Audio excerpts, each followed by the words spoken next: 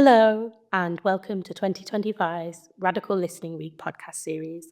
My name's Toni-Dee, And my name's Tony Lewis. and this episode is being hosted by Selina Thompson Limited on behalf of Culture Central. Throughout the week, Culture Central will be collecting honest insights and reflection from across the region's cultural sector to help shape a West Midlands Charter for Equity. Selina Thompson Limited is an interdisciplinary company that makes work that is urgent and playful and intimate. We're disability-led and disability-delivered and seek to build restorative justice into all aspects of our work and our creative programmes. It's deeply important to us to work alongside organisations in the Midlands to pool resources and talk frankly and openly about our shared goals, as well as our hurdles and how we climb them. In this episode, you will hear moments from different conversations we've held this week with disabled freelancers and leaders, offering perspectives from their unique positionalities within the arts and cultural sector on equity and intersectionality. We're exploring the horizon of disability justice, the layered realities of identity, and asking how we can move beyond the simple to embrace the complex. We discuss joy, failure, and the learnings disability frameworks and experiments in difference can teach us. During this episode, you might hear sounds other than our voices, sounds that occur in our environment and sounds produced by our bodies, by us stimming, clicking, tapping, or fiddling with fidget toys. You might hear what sounds or feels like unnatural pauses while we process or gather our thoughts. These are the sounds, colour, and texture of our everyday, the sounds of disability. Our guests today are Demi Nandhra and Hazel Sealeaf, who bring depth and a keen sense of solidarity to their analysis of the sector and the world around them. And we have Selina Thompson and Demi, two absolutely iconic and trailblazing women that both exemplify and radically challenge what leadership looks like in our organisation, in our sector and beyond. Hiya, Demi. Hello. Hiya, Hazel. Hi. Please, for our listeners, can you give us a visual description of yourself and your pronouns and a little bit about who you are and what you do? I'll go first. Hello, I'm Hazel. I am a tall, white, non-binary person. I have curly brown hair that's in a messy bun. I am wearing bright pink trousers, black and red polka dots top, and a black cardigan. My pronouns are she, they, and I work as a freelance artist, researcher, and producer, mainly working in queer and disabled communities. Hello, I'm Demi. My pronouns are she, her. I am an Indian woman with reddish faded hair, wearing some jorts. Are they called jorts? Jorts. You know, those long shorts that the kids are wearing. And I've got rings on and earrings, and I'm holding a fidget toy. And I am a freelance artist, writer, working in different disciplines. Been in the sector for over 15 years now. Lovely jubbly. Thanks, Demi. Hi, Selina. Hello, Tony. Hi, Dee. Hi, Tony. Welcome. Please, for our listeners, could you just say your name again, give us a visual description of yourself, your pronouns, and maybe a little bit about who you are and what you do. Dee, do you want to kick off? Okay, hi, I'm Dee Manning. I'm a brown lady with a tinge of purple, short, funky hairstyle. I use a purple walking aid. I dress contemporary. I'm a director of my own arts organisation, I guess, DM Creatives. I work as a producer for organisations in the arts and culture sector. I have also set up a community interest company, Roots to Wellness, which is centred around people with chronic health conditions, chronic pain and long-term health conditions, but specifically chronic health and chronic pain, for advocacy, for wellness and movement, exercises, for support. We offer online resources, not just for individuals who have the condition, but for family, friends and organisations. to utilise as well. Hello, so I'm Selina. I am a 35-year-old black woman. Today I'm wearing all black. I don't know why I said that. I am very odd. What do I do? So I'm a writer and a performer, but I also run a theatre company that's based here in Birmingham. We make performance, installation, theatre shows, podcasts. Hey. And I've been doing that for coming up to 10 years now. Myself, I'm Toni-Dee. I am a 5'1" black woman. I am wearing blue jeans and green Nike Air Force and a white t-shirt. My afro hair is in 2 bunches and I'm wearing a black bandana with gold clips on. I also wear glasses. I am Associate Director at Selina Thompson Limited, which means I help to deliver our artistic programme. I deputise for our CEO, Artistic Director, when she can't be around to do various activity. That's one of our models of trying to make our organisation more accessible.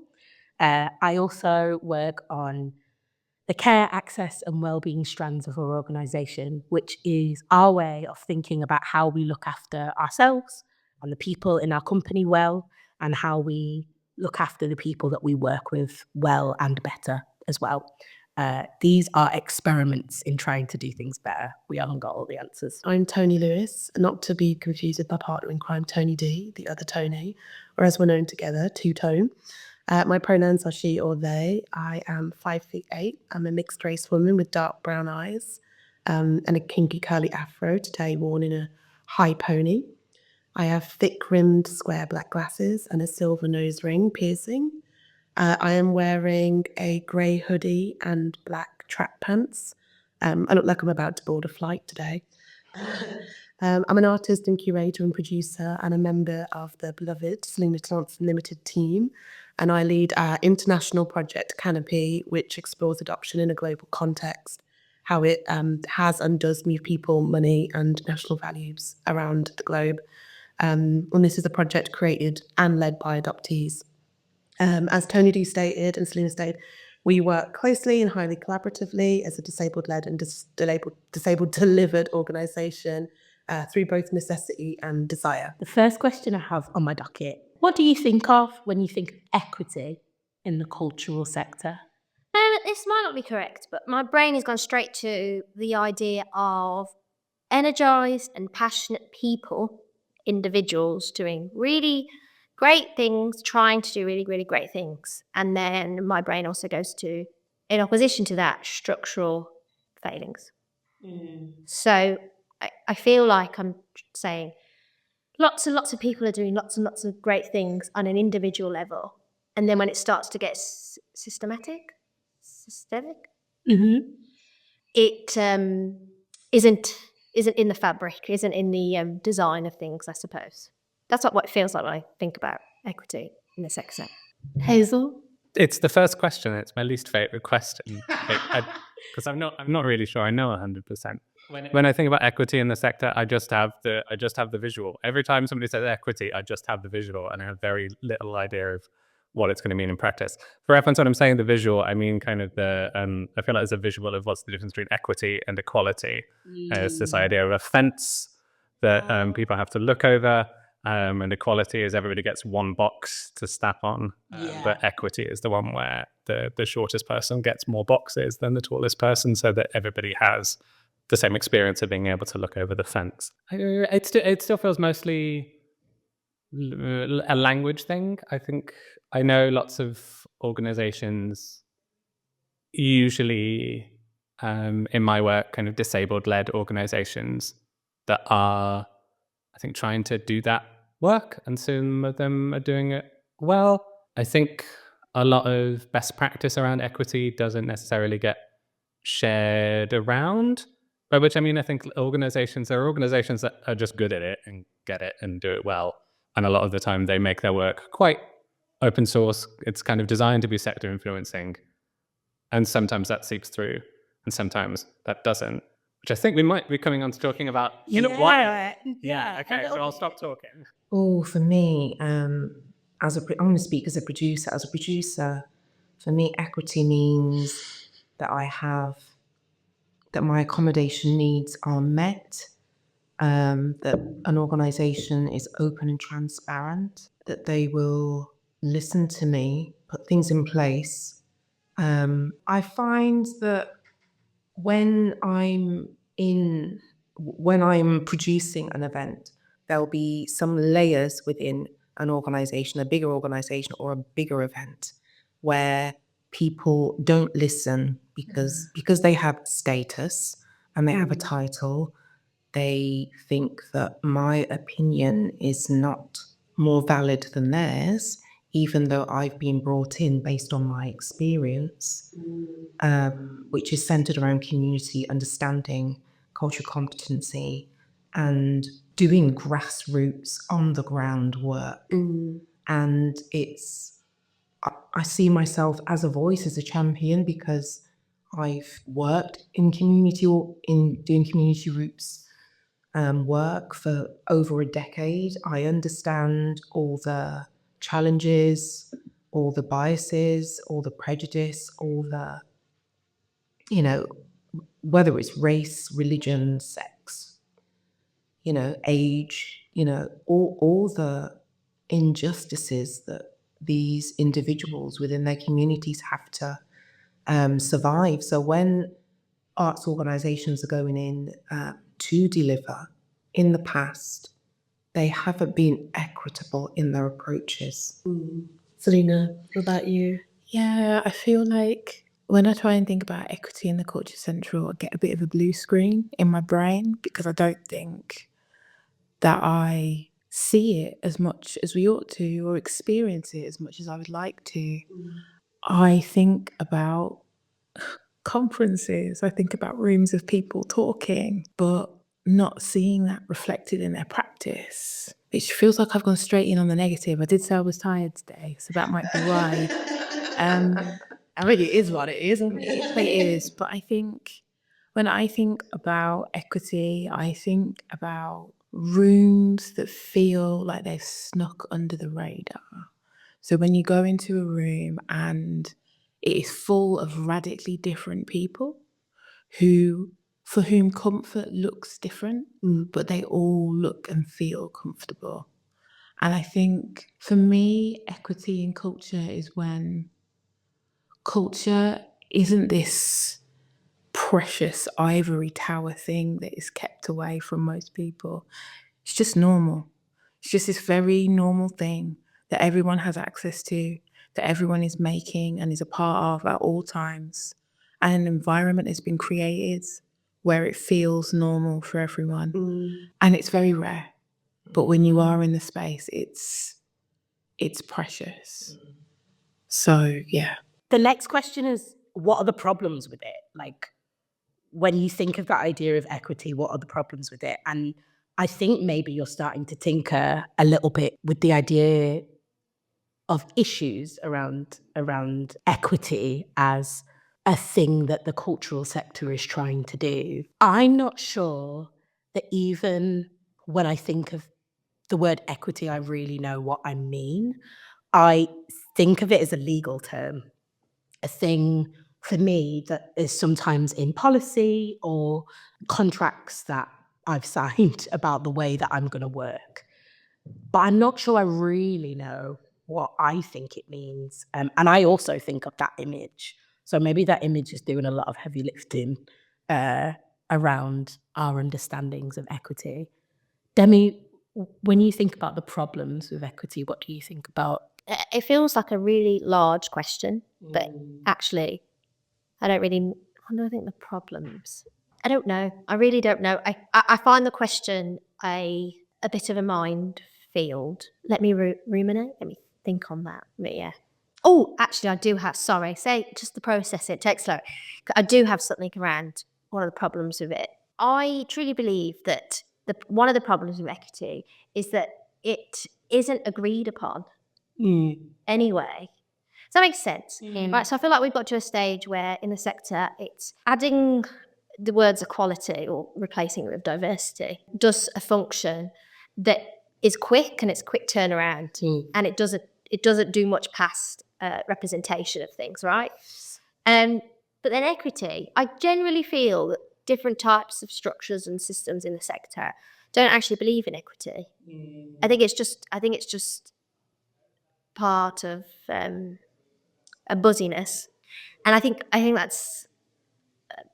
Excuse me if I'm wrong, but connecting the dots, I generally feel like some people or some ideas around equity is an expecting of something that you haven't earned.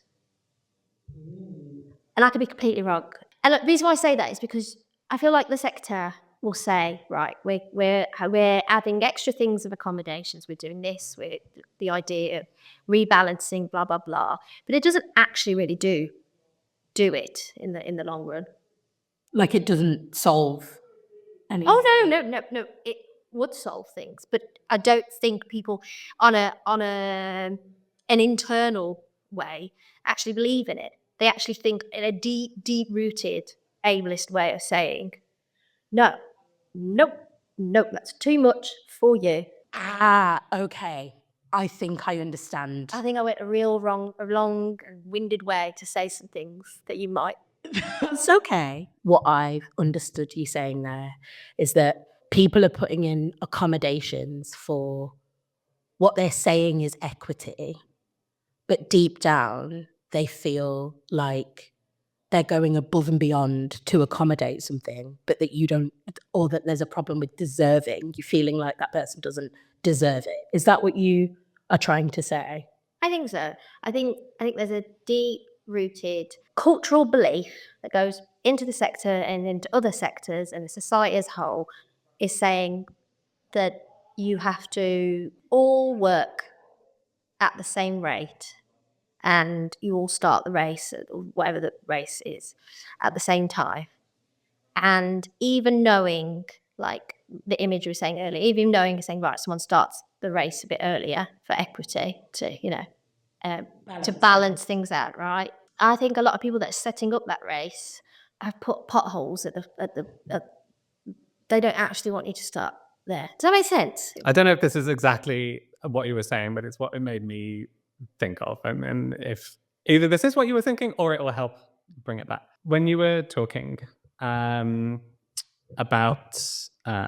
equity, what I was thinking about is the fact that equity is kind of it's a little bit of a compulsory idea in the sector. It's something that everybody has to be saying, like, yeah, I'm in favor of equity. And there are really good equitable practices like guaranteed interview schemes for disabled folks that are really good, really valuable, and that do genuinely help move the dial. But I think what you were saying, where you were saying that thing would achieve something, but people aren't really doing it or aren't really following through with it. For me, that comes from the idea of the kind of equity being compulsory, but it's kind of begrudging. It's kind of you're willing to do these things, but you don't feel it's right. You don't feel it's correct that everybody is getting these accommodations, and what that effectively does of meaning that either those things get very poorly implemented and then they don't work out, and then it's very easy to just be like, oh yeah, well, we tried that and that didn't work. And really that's the outcome that potentially some people, consciously or not, kind of wanted the whole time, was just to be kind of like, yeah, no, this is too far, this is wishy-washy. And yeah, that's what comes with equity being like a compulsory thing that everybody has to say. This comes up with kind of like neurodivergent communities as well, of kind of the incongruence of everybody saying that they're going to act a certain way, but then people don't actually act that way in reality. And what would actually possibly be more helpful for some of us is just if a bunch of organizations said, no, we're not equitable. Yes. And then at least that's kind of providing us with that information, rather than everybody needing to be using the language of equity. And then it becomes a lot more difficult on the face of it to look at an organization and be like, yeah, but are you really though? Which is the thing that we're always doing because they all say they are. Ringing round your friends and going, have you worked with so-and-so before? Because like, actually, I had a really tough time with them. What was your experience? This reminds me a little bit of a conversation that our organisation were having about disability justice and the term as well as practicing the principles, partly because we are trying to center our organization in quite a radical politic. People having agency with their body, mind, people being able to come to work as they are and do their jobs as the people they are with the skill sets that they have, and making real space for the way that disability shows up in their lives. That is hard. It's not easy. It's not cheap. And I think I have to be honest about that. Trust is a thing that needs to be implemented with equity. And I saw this great talk by this art council representative in Canada. And so I had all these ideas of being like, oh, I'm just going to listen to someone from the Canadian Art Council. Can't remember exactly what it is. Anyway, he was great. So I'm not, because I was expecting a real, and then he started saying decolonize. I was like, oh, he's just going to use a buzzword. And then he really started talking about like, okay, when do you feel trusted within the sector when you're working with organisations? Because that's decolonial work. I was like, oh, now I've taken this. It felt interesting to me because I'm like, when you have words like equity and other words, Inclusion, diversity. Yeah, it's just, the practice of it, you need to then filter it to those micro, those actions, right? And so when you were bringing a word that's quite an intimate word like trust, that allows you to then process it a bit more. That's what I'm trying to get at, rather than having a word that feels to me not as tangible as saying, do you trust them? Do you trust them to deliver this? Do you trust them to adhere to this accommodation? Do you trust them to take on the ideas of being an equitable organisation? And do they trust themselves to do it? Because I truly believe, and this including myself, there's a lot of deep-rooted ableism and ideas around what we think a work ethic or being in a professional capacity is. So that's what I'm saying. I think a lot of boards and sector people have worked really, really, really, really, really hard, which I understand, right? And think, oh, I've worked really hard, so you've got to work the same way I do. Perpetuating these things like idea around work ethic, I think. So whenever I'm asked to do some kind of provocation or talk about equity or about disability justice, I normally start by talking about chaos.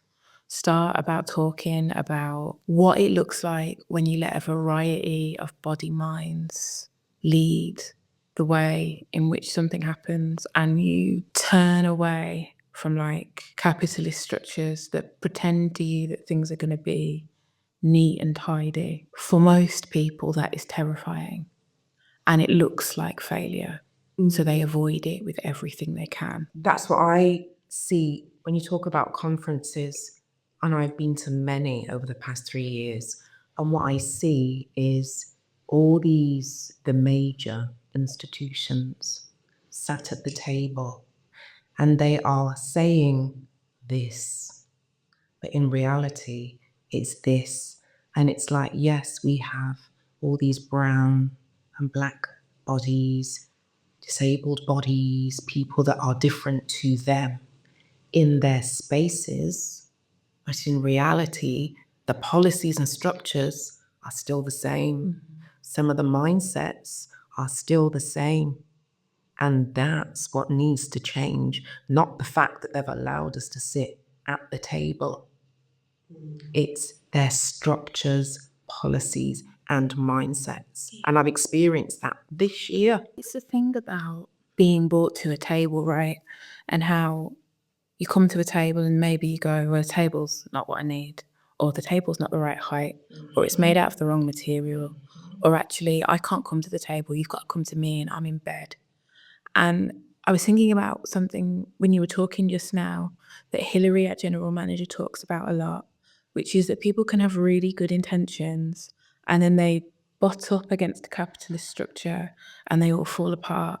So for me, a really good example of this is that the Arts Council calls my company and a couple of other companies who are disabled led in and asked us about what we would need to make the NPO more equitable for us to apply for it. And we gave a bunch of recommendations. and they were ignored because then the Arts Council couldn't figure out how to make those equitable suggestions work with the ableist structure within which it has to work. It's not even as simple as people don't care, because you can care and care and care, and then and I feel like we get this within our company where we will try to work slowly, try to work in a long way that is true to who we are and how we want to like practice from a place of love, basically, and see each other as whole humans. And then there's a deadline,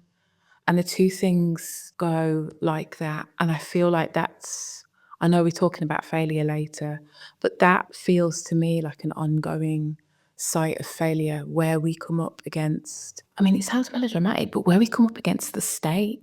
Because actually, when you're reporting to the Arts Council, you're reporting to the state, and you're reporting to the state structures and all of the things that's bound up in. So this, for me, is always one of the great challenges of disability justice, which is it is constantly butting heads with all of these things that push against it. And that I've been trying to write provocation all week, and I think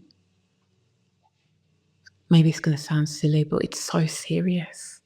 Do you know what I mean? The commitment to it has got to be so deep because it's hard. It's really hard work. That brings me to my next question.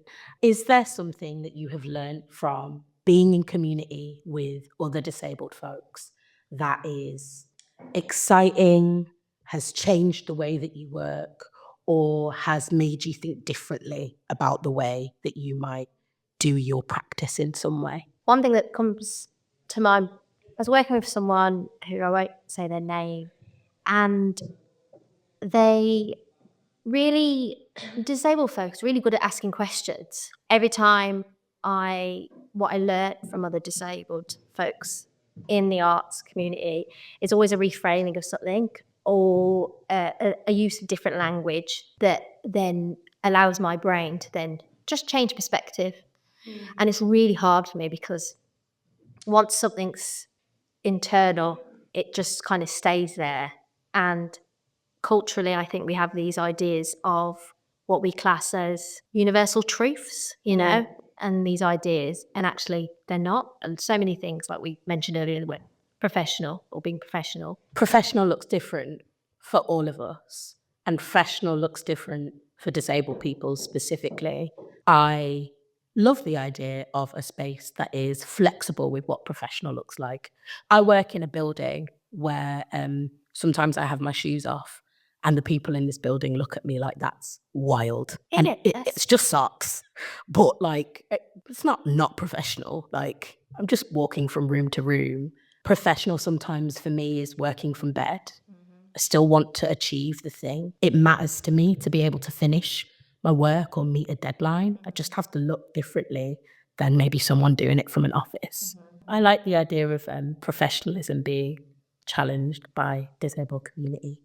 I mean, you're going to get more work out of me dressed in a t-shirt and a hoodie than a shirt and tie. If I'm wearing a shirt and tie, I've got sensory issues and I'm not doing anything all day. I think the one I'll talk about is time and the idea of crip time in particular, which is, again, I'd argue slightly more concrete than equity as an idea, but does encompass a whole lot of things. But for me, it's generally just the idea of slowness and being able to slow down and what that makes possible. I think it relates to the idea of flexibility that you were just talking about as well. I'm going to try and talk about some tangibles. So, for example, like in one of my old jobs, I had a flexible time arrangement where it was essentially as long as I'm meeting my hours on a monthly basis, it doesn't matter if I'm not there at all during a week or something like that. And that was immensely helpful to me, and being able to extend that to other people, I think, has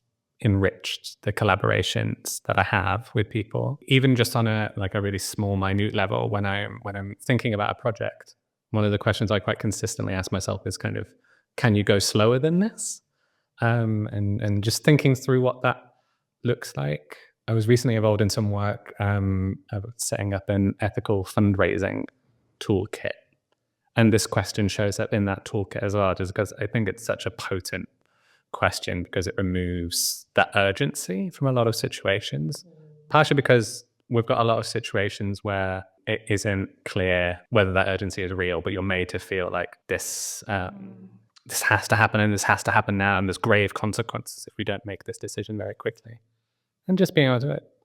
Yeah, okay, but hypothetically, what would happen if we slow down a little? Crypt time as an idea, which is, I should briefly try and define crypt time. I think crypt time is a way of referencing the fact that time is experienced differently by disabled people, and the ways that we move through space and move through time is different. And this feeds into meetings and workshop facilitation. For me, it's just recognizing that some people respond really well to being able to think alone in quite quiet spaces. Some people need to talk to get their ideas out. Some people like doing that in big groups. Some people rather do that individually. And just as a workshop facilitator, I have kind of a rule that all of those options are going to be available to people. And I find that really valuable. And I find it intensely more accessible than open meeting or open discussion formats where it's just kind of like, let's talk around a table until a solution Everyone's emerges. throwing you ideas. Yeah. Which always feels like that's the most open and accessible thing that you can be doing. But it isn't. I'm going too far in another direction here. I was about to use the phrase, the tyranny of structurelessness. I'm into it. I know. Bring tyranny to the table, Hazel. Yeah, talking about the fact that when there isn't a structure present, dominant power structure is what comes in instead. And so it's the same people who talk. It's people who are very eloquent who dominate the conversation. It's usually men. It's usually white folks who end up dominating in that space just because we aren't starting from an open playing field. So yeah, trying to have actual open conversation that includes everyone and that everyone can have a voice in takes work and takes structure. And the way to do it isn't just being like, it's Here a you ball go. pit. Let's go. As fun as that would be. Maybe that can be the warm down exercise is there's a ball pit. Please, more ball pits. Where is that in the Charter for Equity? Culture Central, fun ball pits in every arts organization's office. We have our disabled demands. And a swing chair, please. I need. What's the one that comes from the? I've got a swing chair in my garden, but I just absolutely need the aerial one everywhere, all arts places. Please, I need a swing. That's our second demand. I'm saying our. These are some disability demands. There is so much to be said for being able to curate a vibe of a room, of a space, of how being in disability space both is overwhelming for me and like deeply, deeply satisfying and brings like a wholeness to my heart. Being able to see people that are welcome to stim and say things out loud and process out loud and also go off into corners and do things the way that they need to do them. There is a way that young disabled people are able to curate those vibes amongst themselves, both online and in person, that I find so admirable. I work with young people as part of my freelance job, and I'm always amazed at how beautifully they hold space for each other. Following on from that, then I suppose talking about kind of positionality as MPOs and as leadership of your organisations, given that you're up against these structures and you're trying to uphold these ways of working that feel true to you and the people that you want to represent and who you are and who you're around, what does successful leadership mean in your context? For me, it's being able to self-advocate. And I'm constantly having these conversations with the young guns that are coming up, artists, writers, dancers. And it's about confidence. Simple thing like, did you read the contract? Did you read your contract? And they look at me like a deer in the night with their lights. Why not?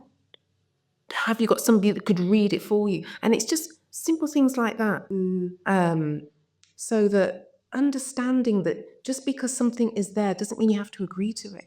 So it's setting boundaries. You know, it's because when you have a health condition, disability, we can't work at the same pace as somebody who is able-bodied that doesn't have a health condition. And I found myself doing it.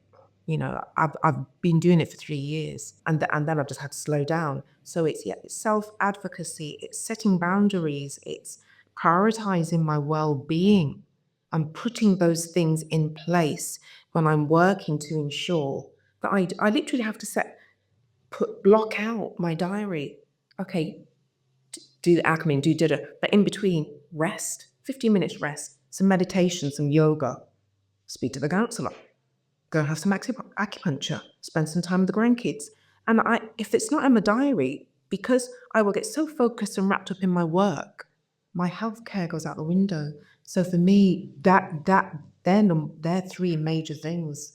And identifying who my allies are that I can go to for support, to bounce ideas off, who will advocate for me, who will champion me, who will maybe offer suggestions that I might not even have on my radar. This badge of honor that we have to push through, no, we don't. I'm done of the days of when I'm on a contract, working over my contract, working 10 hours a day, burning myself into the ground because somebody else hasn't fulfilled their role, and I've been graciously asked, can you just meet these needs and get these done? I have a chronic health condition. There's nothing wrong with them. Why am I covering their work? Just being aware of how sometimes hierarchies overwhelm you, and saying no. The Power of Saying No. Is that a book? There's a book, isn't it? I'm not advocating that, by the way, listener, because I haven't read it and I have no word to know what kind of where we sit on the self-help spectrum with that. Sal, what does successful leadership look like in your context? I know it's a massive question, isn't it? It is. I pulled a face just then. I think it's a massive question, but also I think it's a really emotional question for me, because I think that I really loved that when you answered the question, Dee, the first thing you spoke about was giving advice. And I think that leadership is a service role. So I feel successful as a leader when the team feels happy and when half the company isn't off sick because they've been burnt out. I think it's easier for me to talk about when I feel like I failed as a leader than when I feel successful about it. I find it really hard. I find being a disabled leader really difficult because I think so much of what we expect from a leader is ableist. It's somebody who never gets tired, who is here, there, and everywhere at everything, and is always on 100%. So we know that the reason why so many artistic directors are white men of a certain age is because they're married and they've got a partner that does a bunch of domestic unseen labor that enables them to work a job that asks way more of them than is reasonable. I think you're really right. I think the moments where we look after ourselves are the moments where we're being a good leader, because we are showing and living that there is another way to do it. How do you, and do you, I suppose, is the first question, do you track progress for yourself outside of the metrics that are provided to you by, funders or whatever? How do you track progress for yourself in regards to being a successful leader? Is there any kind of rituals, processes that you undertake? Is there a kind of obituary at the end of the year type of system that you use? I journal a lot, and that's from COVID, when I lost all my pain management support from the NHS. And I remember my counsellor and my physio saying to me, journal. And I just journaled when I was at my lowest to my happiest to my neutral. And I always do that in my work. So when I'm working, even when it's something that I do when I'm working with people, I'm always asking them, how are you?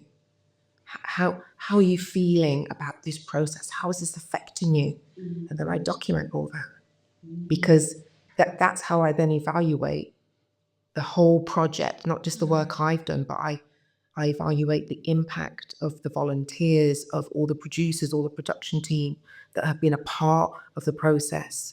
And then I weigh it up side by side against the criteria of the funding body, which is that they have a certain measure, and there's so many things missing from that measure about the emotional, mental and psychological impact it's had, not just on the production team that's been a part of that process, but all the visitors, all the community members that were actually engaged in that activity.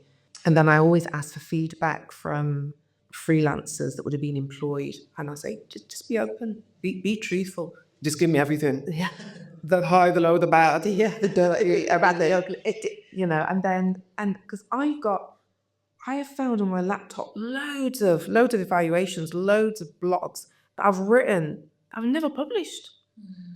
And when I looked through them, I went, that happened? Did it? And that's from being a lecturer, because that's the process that I would have to go through with my students, a departmental thing, and plus individually through my CPD, because I was always observed, critiqued. Every day I stepped into the classroom, I was being observed. So I've always followed that through as a producer. Good practice is something that we do within education, because we're graded, Ofsted, we are graded. And if you're graded, if you're an outstanding lecturer, if you delivered a resource, a scheme of work, or a session, a theory session that is outstanding, we then share that learning with the whole department. And then you produce the document, and we had a whole base of documents of what good work looks like. So there was outstanding work, there was good work, and there was poor work. There was then resources that other trainee lecturers or support staff or heads of department could then access. When you were talking, I was thinking about how poor our sector is at safeguarding for adults. Like, people that do children's theatre are better at it. But safeguarding for adults is something desperately needed, which we don't do. And it comes back to the assumption that the people that you are working with are going to be middle class, able-bodied, not making trauma-informed work. So it means that when you do something like hand across an access rider and you flag up that maybe you deviate from that in some way, I always try to say now when I give someone an access rider, this isn't me outlining the worst case scenario. This is a list of prophecies. These are things you're going to have to deal with as this project goes on. But it's still not received in that way. It's received as, well, yeah, that can happen, but that's not going to happen on this project. It's happened on every other project she's done, but not this one. We're going to be fine. Our poorness at safeguarding, our assumption of a very specific ideal of normal for our artists and participants and audiences. We were at a conference yesterday and we were talking about, there was somebody who had been looking at VR headsets and how normative they are and how actually there's a huge amount of work that you've got to do breaking the tech itself and remaking it just to make a VR headset work for somebody that's in a wheelchair or work with somebody with a different sized body. And there was somebody else on the panel who was like, this is amazing research. I wish I had access to it. So it's that thing of like evaluating a project and then sharing what you evaluate. Hazel, what's been your most joyful failure? Oh, I thought it was going to be the other way around. What's my most joyful failure? I got work in an interview that I didn't get the job for. That was quite joyful. But yeah, a job interview I got for a research post that I wasn't offered, but kind of based on the strength of what I was saying, they were kind of like, yeah, we'd love to work with you in a different way. We'd love to find a way to make that happen. We've got this much smaller amount of money. Can we find a way to work with you based on that? And I think that's very good. I think that's just good practice, viewing interviews and application processes as essentially just first step in relationship building and thinking about it in those terms. Your job isn't to recruit somebody for this one post. Your job is to see what kind of valuable relationships you can create with the people that you're meeting with. Yeah, and that was very joyful. Demi? It's a really hard question because it's two words that never go together, right? Joyful and failure. Culturally, they just never go together as much. They're never positioned together. So I made a theatre show a few years ago, and it was my last work, and so I haven't really made anything since. And it failed quite miserably. It caused a big severe burnout, and it wasn't resourced right, and all these things that disabled folk learn as you try to make theatre in a fair way. And then it became joyful because as a joyful failure, because I had to.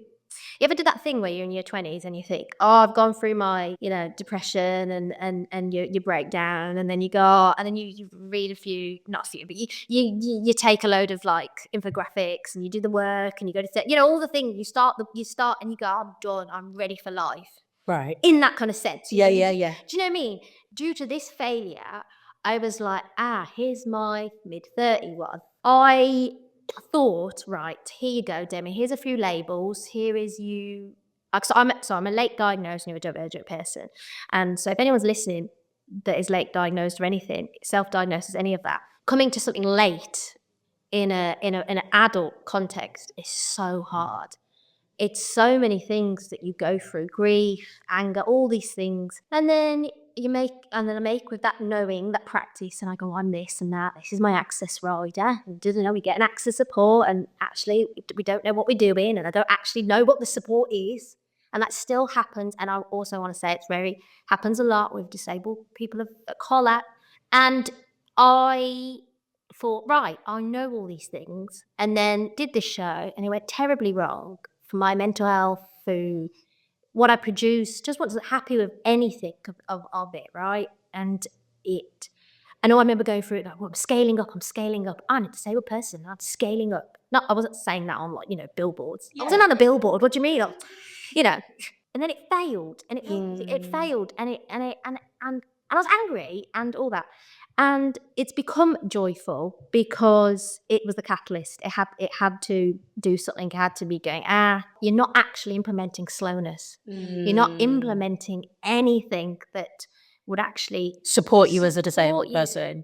Because you still internally think that you could do it all. And so now it's become a kind of joyful failure, because it pushed me into having to really kind of assess. Wait, pause, because there's another question is, what's the most painful failure and what's your most joyful? Yeah, let's do painful first so we can move out of it to another way. Most painful.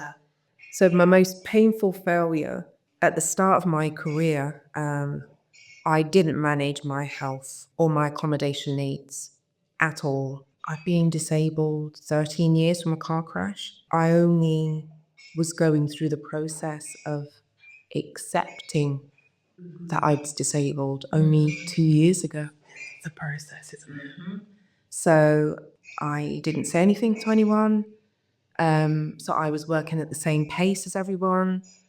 My disability is neuropathic pain and neuroplastic pain, two very extreme chronic pains with a whole range of other symptoms.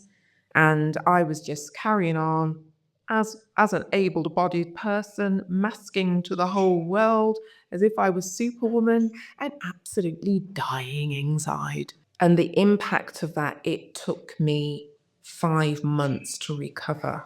But the beauty of it was, even though, and like stress really makes my condition worse, because if I manage the stress, it's manageable, but I wasn't managing it at all. And it was very stressful in my first 12 months, because producer, what's that? I don't know what producer was. I was using my transferable skills as a lecturer, as a community developer, but I was still learning about what being a producer was, contracting, scheduling. I suppose scheduling was the same as doing a scheme of work. Contracting was the same as, like, the contract of managing students was the same as contracting as managing artists and performers. All the safeguarding and everything else, the licensing and everything else. So it was just transferring skills, but mentally, I wasn't processing how that was impacting me mentally, emotionally, physically. The mental burnout, the physical burnout wiped me out for 5 months after. I had to have counselling. I was having acupuncture, cupping, lots of sleep. But the event was brilliant. I identified who my allies were in the early days of and that was very, very important. From my first year of being a producer, I know that I've never worked again with some people. That was a very valuable 12 months. That was my biggest failure, not advocating for myself, not prioritizing myself at all, being a people pleaser, and the impact was devastating to my health. Selina, what's been your most painful failure? I think the failures I find most painful are ones where at the end there's like the breakdown of a relationship, particularly if it was a relationship that you really cared about. And I think I always find it incredibly painful when it feels like my needs, my health needs, place pressure on somebody else. When we were making Twine, I think I was super unwell. And that put a lot of pressure on other members of the team, largely because I didn't make the right decision, which was to step away and look after myself. Because, yeah, it's really painful. It's a cliche that you put your own oxygen mask on first, but if you don't, you stand to harm others around you. So I think it's a painful but really important part of my journey to learn that. And I think that like a joyful failure, just to Let's segue in. in some ways joyful, in some ways melancholy, is like sort of not feeling able to perform in the same way in this body, and thus saying, okay, so I'm going to be a writer then, and other people can perform the words that I write. And that is something that brings me a huge amount of joy. Joyful failure was when I was working in a very rigid process, top-down approach where I needed approval at every stage, and I could see that this was going to seriously jeopardize my role, the work, my deadlines, and the impact of the project that I was going to deliver. So I got creative and got back to good old dude. Let's go and let's just get out on the street, go and visit people. So it's loads of phone calls at night, FaceTiming with a little bit of wine and some rum. Yeah. Did you know X, Y, and Z? Da-da-da-da-da-da. Let me just start planting the seeds, because if I wait for them upstairs, nothing's going to happen. So I was going out to community forum meetings. I was popping into community centres, visiting my community leaders. And so the chatter started within the community. The word started to spread that they were supporting me with my work. They didn't know what I was doing. So by the time I got the permissions, and I remember with one thing, it was like 2 weeks before the event, and I thought if I had waited 2 weeks before the event, no event would be happening. Sometimes you have to be playful and step around those barriers and challenges while you're waiting for permission. Start to do the work. I want to ask one last question about hope. Love it. About hope. I want to ask about models that have made you feel hopeful, things that you have seen modeled in the sector or amongst your community that have made you feel hopeful. I suppose one model that I think's come about quite more often is models around research and development. So resources around something that's not around outcome, that has come on a bit, I feel like. Sometimes done not the best, but sometimes really done really well, is that models are saying, here is some resources. Might not be everything you need, but there's some resources. And there's absolutely no contractual obligation to make something with this. Even if people say a little showing, no, you can, that can be crossed out, right? That I think that as a real kind of consideration around developing, exploring, exploration. But they usually come from artist-led spaces, I feel, that those models, I don't see those models in bigger I don't know, commercially driven. I'm trying to think of bigger art spaces, but there's usually an artist at the helm of running that, because an artist usually understands processes And the benefits of giving someone resource. I think a model that I've seen a little bit, and I think it's really hard in practice, this idea of non-hierarchical working, having set roles and responsibilities, but knowing that there isn't, a policing, I suppose, of time and of work. Is this a useful time for me to mention my published research with Spectra Arts CIC entitled "Where Are the Managers Supporting Neurodivergent and Learning Disabled People into Senior Positions in the Arts?" God, Hazel, yes! This is amazing. Look, it's like we set it up. I threw the ball up and you were saying it's up. It's a very modest piece of research, but yeah, it's a piece of research where we went out and, I say we, I mean me, interviewed just a bunch of neurodivergent learning disabled leaders around the country, and also interviewed some of the organizations about kind of what prep work they did ahead of time to get that stuff to work. So yeah, just a little bit of kind of trying to map some best practice. There's a set of recommendations for any organizations that are thinking about how to do that. Were there any ones that stood out for you in that list, if you remember any, or any that you came across that you weren't expecting to be? Why would you do this to me? I'm so sorry. There's one that's in my brain immediately, which is probably quite meaty to be bringing to the end of this one, but it's a recommendation for if it's the first time that you're entering into a co-leadership relationship with neurodivergent people, and it's your first time doing that, invest in paid mediation ahead of time and just do the work of prepping for understanding that there probably is going to be conflict along the way, and just get things set up as early as possible to be like, okay, when problems are going to show up, how are we going to resolve this? That's a brilliant recommendation. What's been inspiring me? It's a bit nerdy, but it's a book. It's always going to be a book with me. So at the beginning of the year, a friend bought me, I think it's called Crip Kinship, which is an oral history of Sin's Invalid, which is an American-Canadian collective of disabled artists, activists, writers, whose focus is creating Crip-centered liberation zones where people can come together and be whole and speak their truth. And what I've really, they were the first organisation to write the manifesto with the 10 principles of disability justice. But one of the things that I love about them is that there's almost this kind of secret 11th principle, which is that it's a love practice, that disability justice has got to come from love as this transformative force. And I think it can feel gauche to talk about love in our careers and in our jobs, but I don't care. I want disability justice at the heart of the work we do, because I want love at the heart of the work that we do, because otherwise, what's the point? Why is the point? What's the point? And that's me. I think that's a beautiful message to end on. No one's entering this career just for we're not doing it for the money, for the big bucks.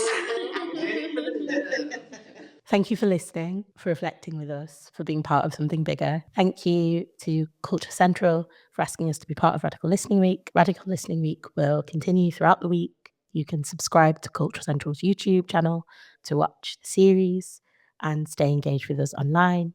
Share your thoughts. Please keep the energy going and moving towards building a sector that works for all of us. This is Selina Thompson Limited. Over and out.